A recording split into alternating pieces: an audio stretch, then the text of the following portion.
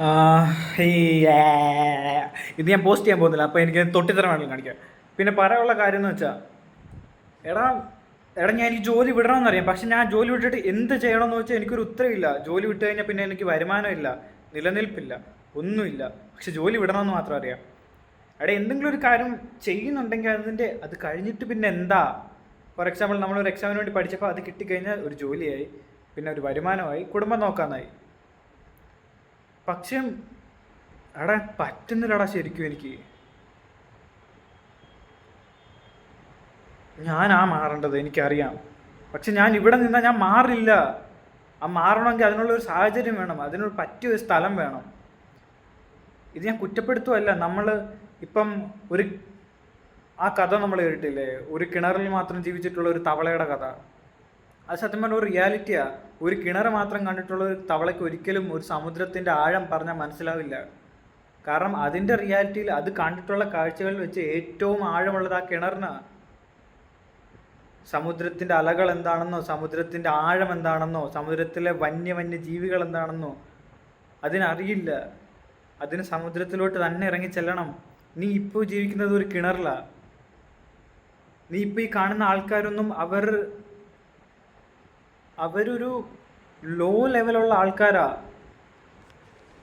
എടാ അങ്ങനെയുള്ള കാര്യം ചെയ്തിട്ട് നമ്മൾ എവിടെ എത്തത്തില്ല ബി. ഇത് മനസ്സിലാക്കണം. എടാ നീ സ്ത്രീകളോട് സംസാരിക്കണം, സംസാരിച്ചേ മതിയാവൂ. അത് അനിവാര്യതയാണ്. കാരണം അത് നമുക്ക് പേടിയുള്ള കാര്യമാണ്. പിന്നെ ആണുങ്ങളോട് സംസാരിക്കണം, കാണാൻ കൊള്ളാവുന്നവരോട് സംസാരിക്കണം. അതെന്ന് വെച്ചാൽ നമ്മുടെ മൈൻഡിലുള്ളൊരു മെൻറ്റാലിറ്റിയാണ്. കാരണം കാണാൻ കൊള്ളാവുന്ന ഒരാളാണെന്ന് കണ്ടു കഴിഞ്ഞാൽ നമുക്ക് തോന്നും അയാൾ ഇൻ്റലിജൻ്റ് ആണ്, കേപ്പബിൾ ആണ്. പക്ഷേ അയാളുടെ മാനറിസം കാണുമ്പോൾ നമുക്ക് ഒരുമാതിരി കാര്യങ്ങളൊക്കെ മനസ്സിലാവും. പക്ഷേ ചിലർ അങ്ങനെയല്ല. ചിലപ്പം കാണാൻ ഭയങ്കര അടിപൊളിയൊന്നും അറിയത്തില്ല, പക്ഷേ അവരുടെ മാനറിസവും ആറ്റിറ്റ്യൂഡെല്ലാം കാണുമ്പോൾ നമുക്ക് മനസ്സിലാവും അവർ കൂടുതൽ കേപ്പബിൾ ആണെന്ന്.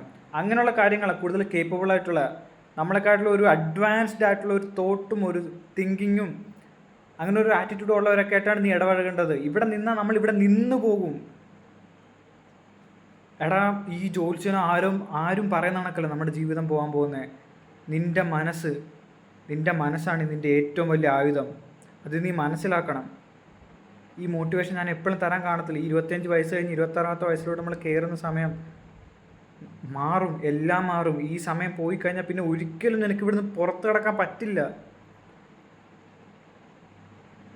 Burn all the bridges, burn everything so that you can't even think about going back.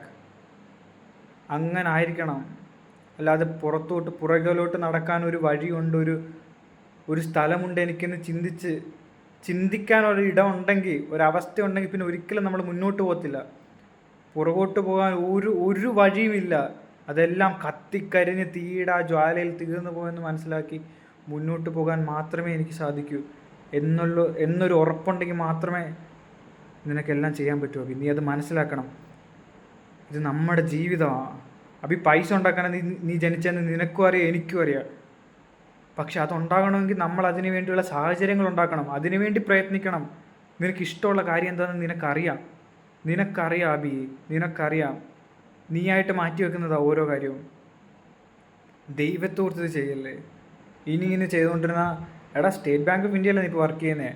പുറത്തുനിന്ന് നോക്കുന്നവർക്കൊക്കെ ഭയങ്കര അടിപൊളിയായിരിക്കും. പക്ഷേ ഇതിനകത്ത് ജീവിക്കുന്ന ഓരോ നിമിഷവും ഞാൻ ഉരുകുക. ഓരോ വീട്ടിൽ വന്നിട്ടുള്ള ഓരോ സമയവും.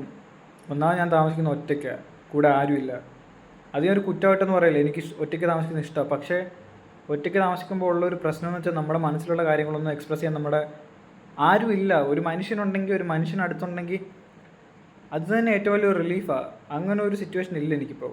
1.5 കൊല്ലമായിട്ട് ഒറ്റയ്ക്ക് താമസിക്കുന്നത്. അതുകൂടാതെ ഇപ്പോൾ എൻ്റെ ഈ മനസ്സിലുള്ള ചിന്ത, ഈ 25 വയസ്സെന്ന് പറഞ്ഞാൽ എൻ്റെ ഡ്രീം ഏജ് ആയിരുന്നു. ഞാൻ ആ സമയത്ത് ഞാൻ ആഗ്രഹിച്ച കുറച്ച് കാര്യങ്ങളുണ്ട്. ആ ഒരു സിറ്റുവേഷനല്ല ഞാനിപ്പോൾ. പിന്നെ വേറൊരു കാര്യം എന്ന് വെച്ചാൽ, ഇത് കഴിഞ്ഞ് ഇപ്പോൾ ഈ ജോലി വിടാനുള്ള ഒരു ത്വരയുണ്ടല്ലോ, അത് കഴിഞ്ഞിട്ട് പിന്നെ എന്താണെന്നൊരു ചോദ്യം ചോദിച്ചാൽ അതിനൊരു ഉത്തരവില്ലല്ലോ എനിക്ക്. കുറച്ച് ലോണുണ്ട്, 3 നേരം ആഹാരം കഴിക്കണം, എന്തെങ്കിലും ഒരു എമർജൻസി വന്നാൽ അതിന് പൈസ വേണ്ടി വരും. ഇതെല്ലാം അറിയാം. പക്ഷെ ഇവിടെ നിന്ന് എനിക്കിനി പ്രാന്താവും. ജോലി വിടണം, പക്ഷെ ജോലി വിട്ടിട്ട് എന്തെന്ന് ചോദിച്ചാൽ അതിനൊരു ഉത്തരം വേണം. നിനക്ക് കൊണ്ടുതരാൻ അച്ഛനില്ല, അമ്മയ്ക്കാണെങ്കിൽ പ്രായം, അമ്മയ്ക്കിനി പോകാൻ പറ്റില്ല. നീ ഉണ്ടാക്കിയാൽ മാത്രമേ നിനക്കുള്ളൂ. ഇത് നീ മനസ്സിലാക്കണം. ജോലി വിടാൻ എളുപ്പമാവി. ഈ ജോലി കിട്ടാൻ വേണ്ടി നമ്മൾ 1.5 കൊല്ലം പണ്ടാറടങ്ങി പഠിച്ചതാണ്. ആ 1.5 കൊല്ലം ഇപ്പം കവറായി, 2 കൊല്ലമായി. നീയായിട്ട് ആലോചിച്ചൊരു തീരുമാനം എടുക്കുക. ഒന്നില്ലെങ്കിൽ നിനക്ക് സേഫായിട്ട് ജീവിച്ച് തീർക്കാം, പക്ഷെ അങ്ങനെ ഒരു ജീവിതം ജീവിച്ച് തീർത്താൽ ആയുസ്സെത്തുന്നതിന് മുമ്പേ നമ്മൾ മരിക്കും, മനസ്സിൻ്റെ വിഷമം കൊണ്ട്. നീയായിട്ട് തീരുമാനിക്കുക എന്താ വേണ്ടതെന്ന്.